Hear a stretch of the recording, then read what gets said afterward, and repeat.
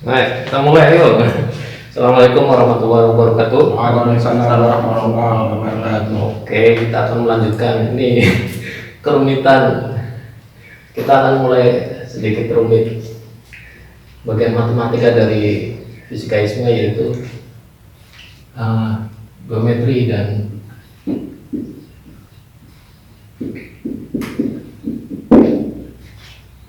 apa namanya? Apa kemarin aku nulis ya? Apa? YouTube. Kalkulus. Ini.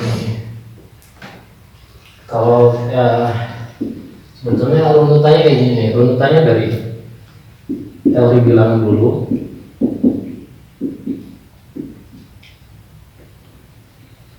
Teori bilangan ini udah publish.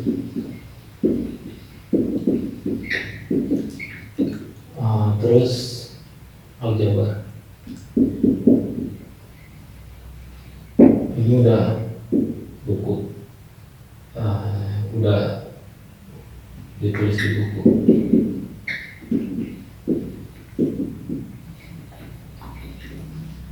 Kemudian geometri,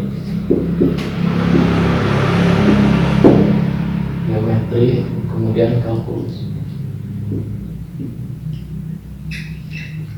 Ini juga udah ditulis di buku. Nah, kalkulus ini belum nih, ini belum ditulis maupun di publikasi paper. Nah, setelah ini nanti ada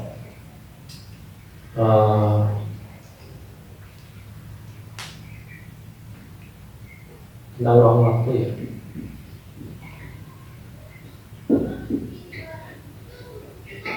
Ini fisika kinematik ya, ruang waktu dan materi. Ini kinematika.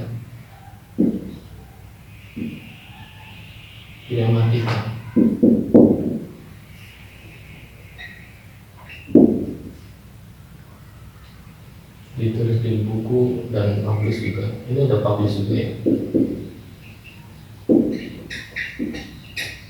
Kinematika ini udah ditulis di buku. Kemudian muatan ini juga udah ditulis di buku. Nah, ini publikasi fisikaisme ya. Jadi nanti konsep-konsep ini akan melahirkan banyak sekali konsep tentang misalnya gaya, medan. Ini vektor-vektor yang disebabkan oleh skalar ini ya. Kemudian nanti bisa juga panas, entropi, dan sebagainya. Nah, itu dasarnya ini semua. Dasarnya urutannya seperti ini. Di mapping ini kita udah di nomor 3 ya, berarti ya udah masuk ke geometri. Gitu.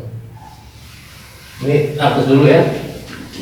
Ya. Nanti enggak masuk ke ini.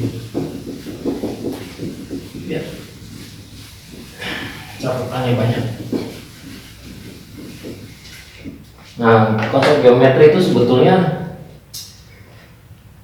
udah dimulai sekitar 2500 tahun silam. 2500 tahun silam. Dimulai oleh Euclid ya. Euclid 500-an sebelum Masehi. 500 sebelum Masehi. Dia itu bicara tentang 4 hal ya. 3 hal, tentang titik dan tentang garis atau panjang atau radius, dan tentang bidang. 4 hal. Ini tentang bidang.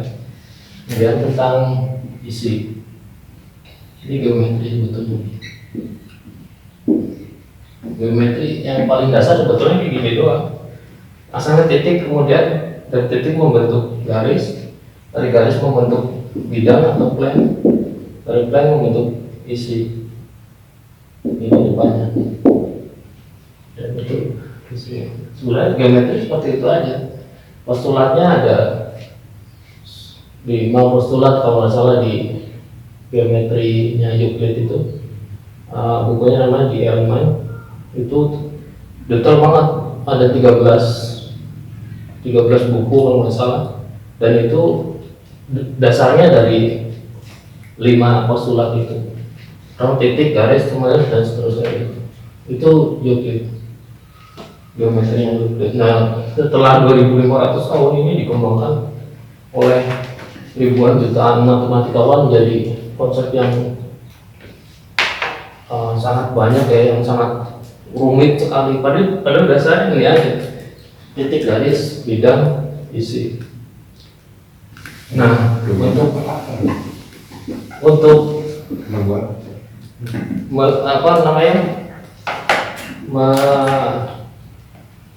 mengetahui bagaimana titik berubah jadi garis, garis berubah jadi plane, plane atau bidang, bidang berubah jadi isi. Itu tahun 1600-an, 1700-an, Newton mengembangkan namanya kalkulus. Newton tahun 1698 kalau nggak salah ya, bukunya namanya Principia. Itu mengembangkan kalkulus, yaitu konsep matematika tentang ini operator-operator yang dikembangkan Newton untuk melihat perubahan dari status geometri suatu benda. Itu dari titik kemudian nanti bisa berubah jadi garis, bisa berubah jadi plane, bisa berubah jadi isi, pun sebaliknya kayak gini. Kalau arah ke sana namanya integrasi ya, integrasi. Kalau arah ke sini namanya diferensiasi. Udah tahu banget kan? Integral sama diferensial udah tahu kan? Nah itu asalnya macamnya dari sini. Jadi ini simbolnya ini ya. Ini yang kasih simbol Leibniz, saingannya Newton. Kemudian diferensiasi simbolnya ini, seperti itu. Jadi asal usulnya seperti itu, geometri itu. Nah, fisikaisme itu mengembangkan geometri yang berbeda. Penyempurnaan dari Euclid dan Newton ini. Nah ini Euclid dan Newton ini umumnya, dan semua matematikawan fisikawan sekarang umumnya mengembangkan ini di dalam area bilangan real.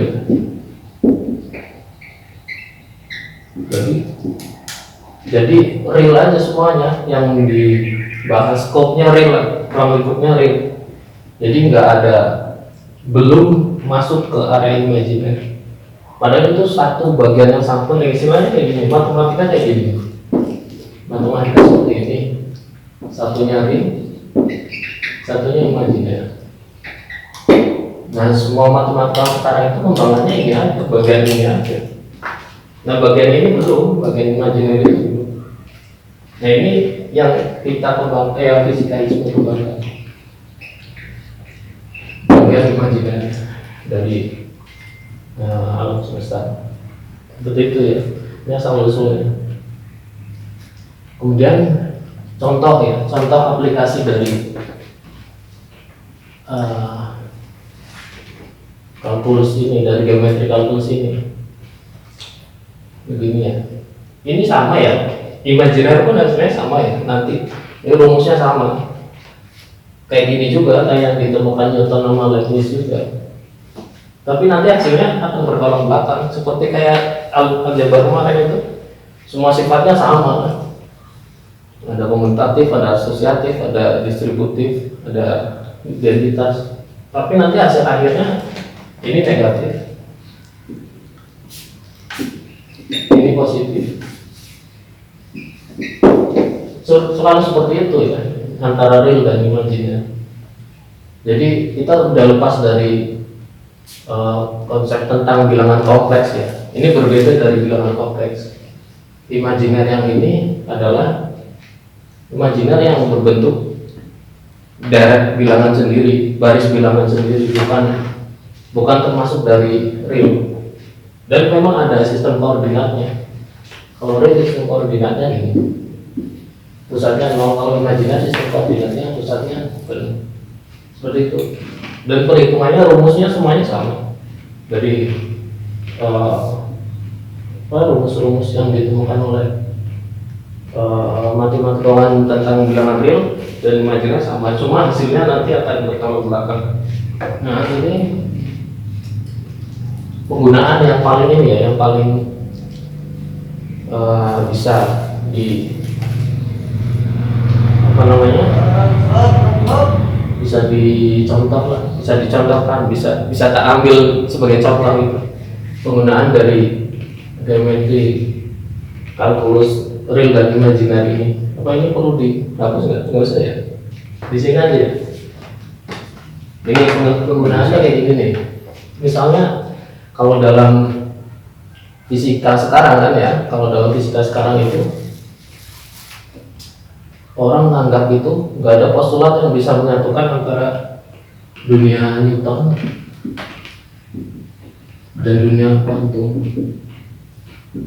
Ini soal ini berbeda sama sekali. Nggak ada yang bisa menyatukan dua dunia ini untuk fisika sekarang ya. Jadi dalam kasus misalnya ini, misalnya orbit ini ya, orbit elektron, misalnya ini elektron,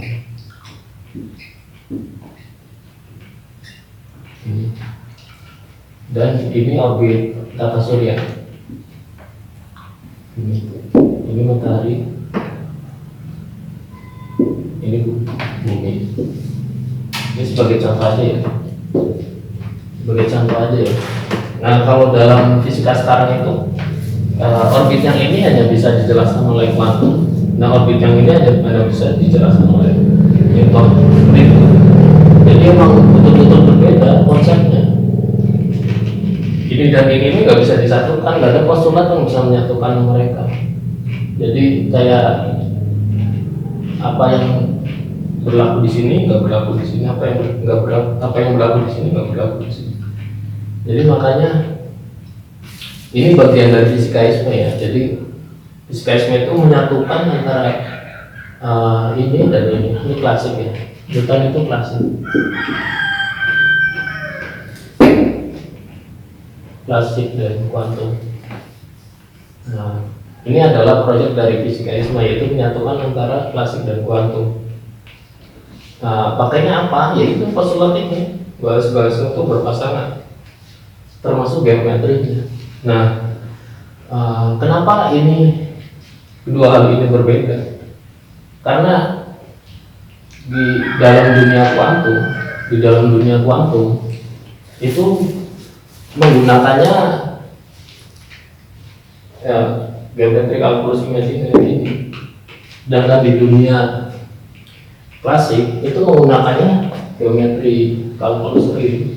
Jadi emang nggak bisa seolah-olah bertolak belakang gitu. Yang satu seperti itu, yang satu seperti itu. Jadi emang nggak ada kesamaannya sama sekali. Kalau misalnya geometri real digunakan di dunia kuantum, nanti akan terjadi ketidakpastian. Jadi posisi elektron ini akan tidak pasti di mana. Makanya dia menggunakan geometri imajiner yang di mana orbit ini sebagai satu definisi dari energi. Ini orbit ini satu definisi dari energi, makanya hanya bisa posisi elektron ini hanya pasti ketika menggunakan definisi energi.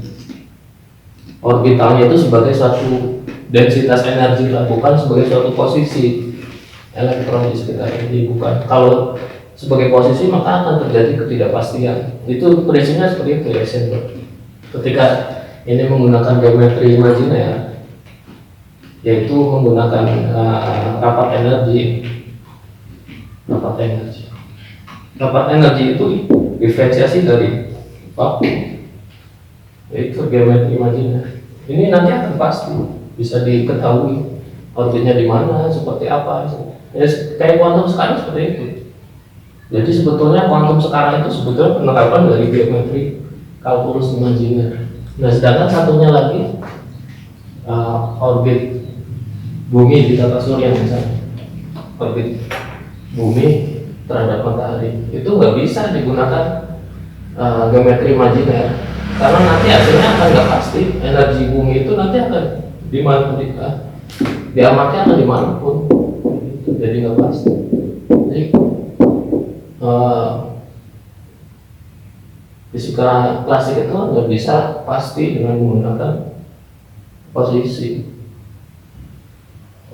mata bumi terhadap matahari itu untuk melihat orbitnya. Nah, posisi itu kan diferensiasi dari ruang, salah satu dari basis ruang. Berarti ini aplikasi yang paling nyata ya, bisa diambil contoh seperti itu. Kenapa di dalam dunia kuantum itu posisinya itu selalu tak pasti. Jadi emang ngitungnya itu menggunakan rapat energi, bukan menggunakan posisi elektron terhadap inti atom, enggak. Seperti itu. Itu satu aplikasi yang sangat umum ya di dalam fisika modern. Tapi orang-orang nggak menyadari bahwa ini adalah geometri yang berbeda dari geometri klasik. Makanya sekarang nggak ada postulat yang bisa menyatukan antara neutron dan kuantum. Nah, itu bagian dari kerja fisikaisme untuk menyatukan itu. Nah, seperti itu. Jadi untuk rumusnya, rumus geometri kalkulus imajiner sama ya. Coba nanti hasilnya berbeda. Hasilnya akan negatif. Seperti itu. Oke? Ya. Ada pertanyaan? Oh, berarti bukan bilangan kompleks ya, imajinernya ini bukan. Bukan. Kalau bilangan kompleks kan satu solusi ya dari fisikawan bahwa untuk menggunakan imajiner yang udah ketemu akar min satu itu gimana caranya, terus dipakailah solusi bilangan kompleks. Bilangan kompleks yang melihat bahwa ini akar min satunya ada di dalam formula lingkaran. Soal seperti itu. Ada di lingkaran itu ada bagian imajinernya, entah di mana, entah di sini, entah di sini. Ada bagian realnya seperti itu. Rumusnya kayak gitu. 16 IB sama dengan Z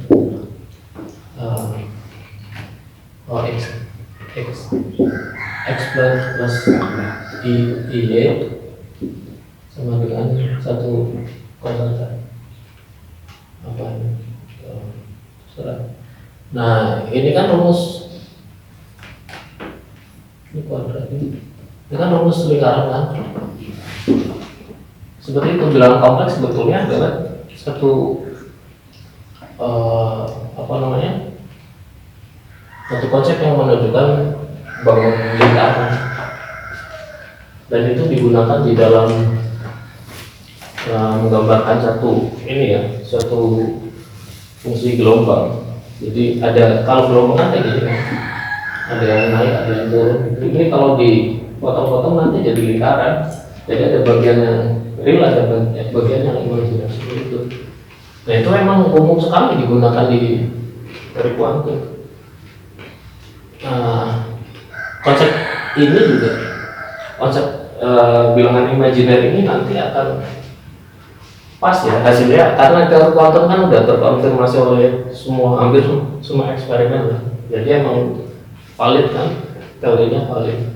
Nah, itu nanti akan digantikan oleh konsep geometri kalkulus imajiner ini. Nah, itu hasilnya positif sama.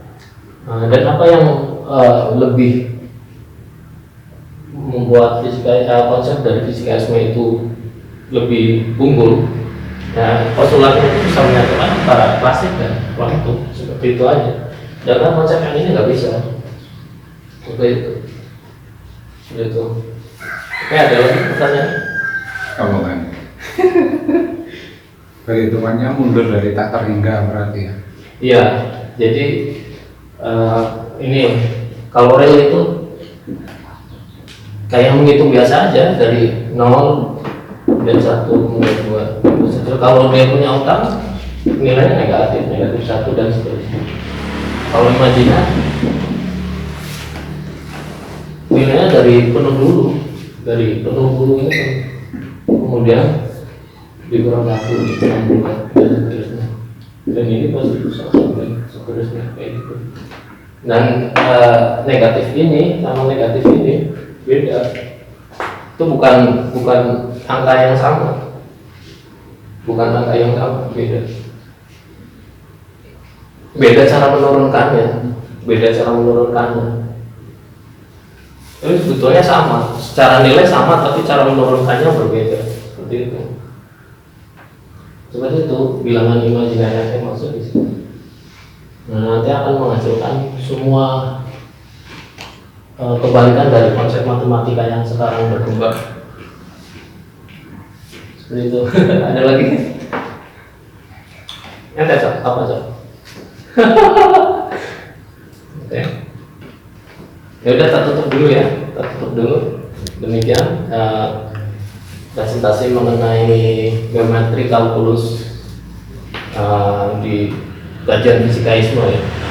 Jadi secara teknisnya nanti akan dipublish untuk paper. Kalau ini bagian dari resume aja ya, apa yang bisa dimengerti oleh pemirsa dari channel fisikaisme. Demikian, assalamualaikum warahmatullahi wabarakatuh. Waalaikumsalam warahmatullahi wabarakatuh. Hampir setengah jam kan?